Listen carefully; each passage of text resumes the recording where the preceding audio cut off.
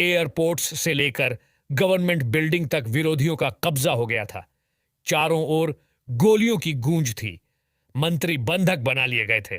राष्ट्रपति safe house में छिप गए थे। मालदीव ने दुनिया भर के देशों से मदद मांगी। कोई देश आगे नहीं आया, मगर भारत ने संकट की इस घड़ी से बचाया। नीले समंदर और टूरिस्ट प्लेस के लिए मशहूर मालदीव पर भारतीय सेना का एक ऐसा कर्ज है जिसे वो कभी चुका नहीं सकता है। मालदीव पर जब सबसे बड़ा संकट आया था, तब भारत ही इकलौता देश था जिसने उसने बचाया था। आज मालदीव भारत को आंख दिखा रहा है।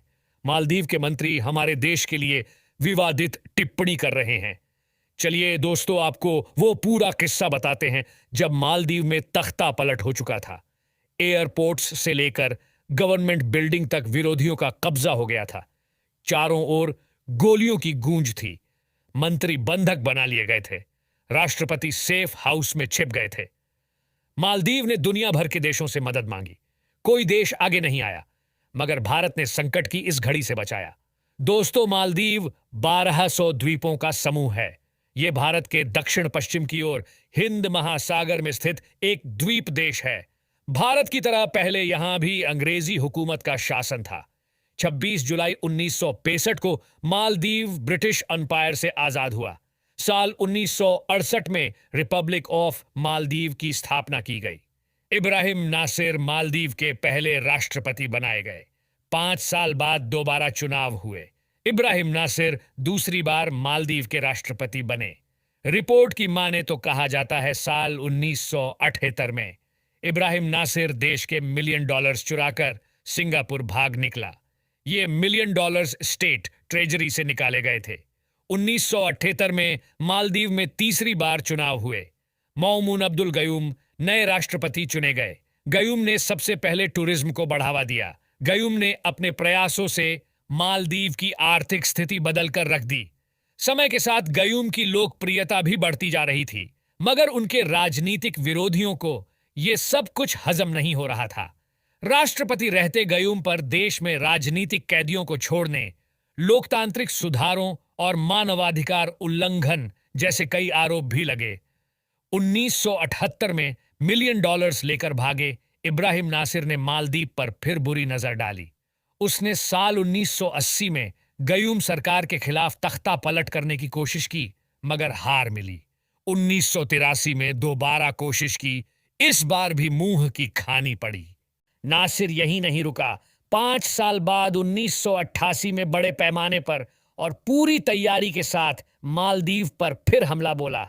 इस बार उसे श्रीलंका के extremist Tamil group people celebration organisation of Tamil Eelam का साथ भी मिला, मगर भारत के वीर सैनिकों ने मौके पर मालदीव पहुंचकर ऐसा सबक सिखाया कि इसके बाद फिर तख्ता पलट की कोशिश नहीं हुई। मालदीव में तीसरी और आखिरी बार तख्ता पलट की साजिश ऐसे समय पर रची गई जब राष्ट्रपति मौमून अब्दुल गयूम को देश से बाहर जाना था। बात है 3 नवंबर 1988 की। गयूम सरकारी दौरे पर भारत के लिए निकलने ही वाले थे, लेकिन आखिरी मौके पर यात्रा रद्द हो गया। दरअसल उस वक्त राजीव गांधी भारत के प्रधानमंत्री थे। गयूम राजीव गांधी से मिलने ही भारत आ रहे थे। राजीव गांधी को चुनाव के चलते दिल्ली से बाहर जाना था, इसलिए उन्होंने राष्ट्रपति गयूम को फोन करके अपना दौरा आगे बढ़ाने के लिए कह दिया था। गयूम इस बात से बिल्कुल अनजान थे कि मालदीव पर बड़ा संकट आने वाला है। पूर्व राष्ट्रपति इब्राहिम नासिर ने एक बड़े बिजनेसमैन अब्दुल्ला लुतूफी और श्रीलंका के चरमपंथी संगठन प्लॉट के साथ मिलकर बगावत की पूरी तैयारी कर रखी थी। श्रीलंका के लड़ाकू टूरिस्ट बनकर एक दिन पहले रात में ही मालदीव की राजधानी माले में घुस चुके थे। इनको लगा राष्ट्रपति गयूम भारत के लिए निकल चुके हैं, मगर वह प्रेसिडेंट हाउस में ही थे। मालदीव की सरकार गिराकर कब्जा करने के मकसद से गुस्से लड़ाकू राजधानी माले में जगह जगह फैल गए। सभी सरकारी बिल्डिंग में घुसकर कब्जा करना शुरू कर दिया। माले में चारों ओर गोलियों की आवाज गूंजने लगी। सरकारी दफ्तर, एयरपोर्ट्स, टेलीविजन टावर्स और रेडियो स्टेशन पर भी कब्जा कर लिया। चप्पे चप्पे को आतंकियों ने घेर लिया। अब ये आतंकी प्रेसिडेंट हाउस की ओर अपने कदम बढ़ा रहे थे।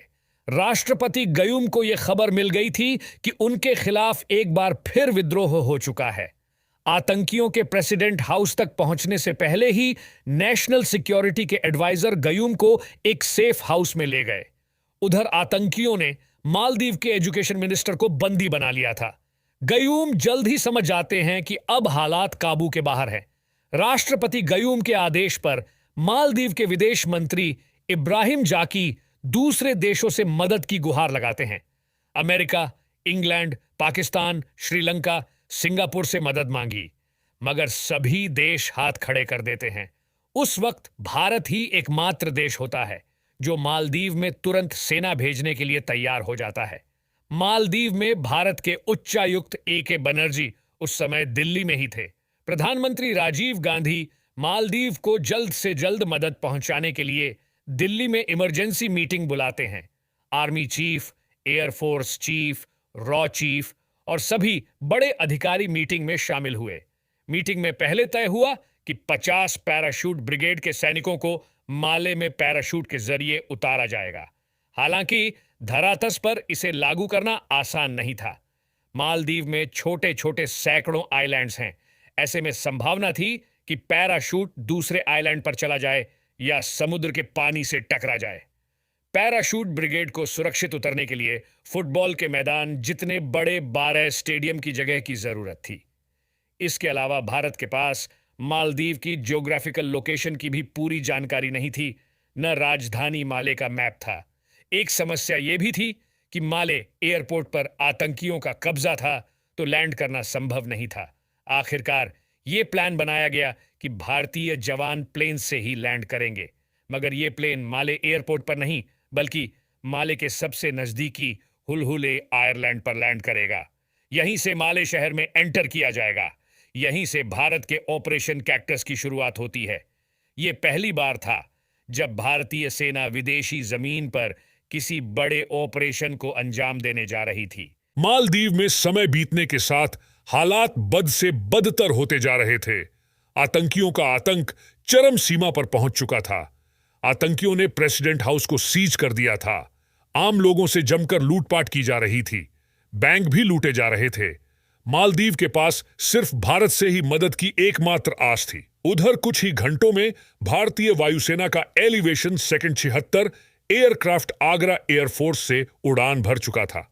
ब्रिगेडियर फारूक बुलसारा के नेतृत्व में 6ठी battalion of the parachute regiment और 17वीं पैराशूट फील्ड रेजिमेंट 2000 किमी का सफर तय करके कुछ ही घंटों में हुलहुले आयरलैंड पर सुरक्षित लैंड कर गया।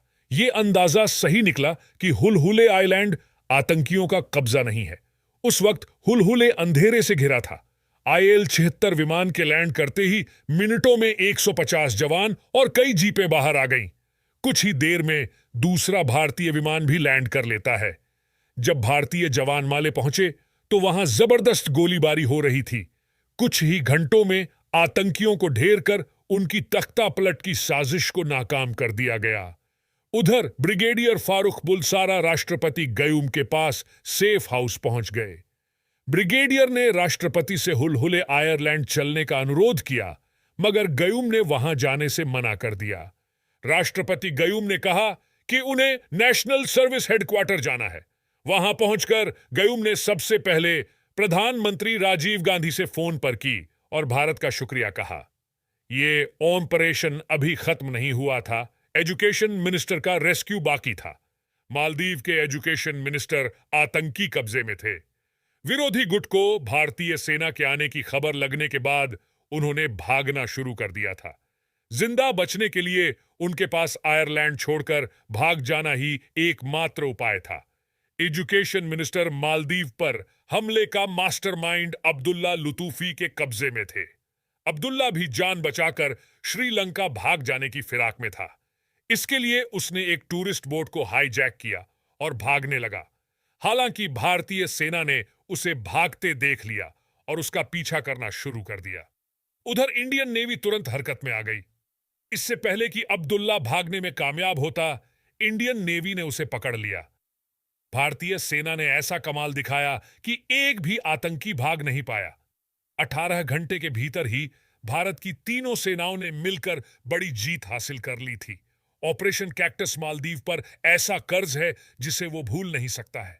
अगर भारत मदद नहीं करता तो मालदीव आज टूरिस्ट डेस्टिनेशन नहीं बल्कि अफगानिस्तान की तरह टेररिस्ट डेस्टिनेशन होता। और दोस्तों, अब मालदीव्स भारत को आंख दिखा रहा है। दोस्तों, ये थी छोटी सी वीडियो। अगर आपको वीडियो अच्छी लगे तो लाइक, शेयर और कमेंट में अपनी राय जरूर दें और फैक्ट नॉलेज फाइल को सब्सक्राइब करें।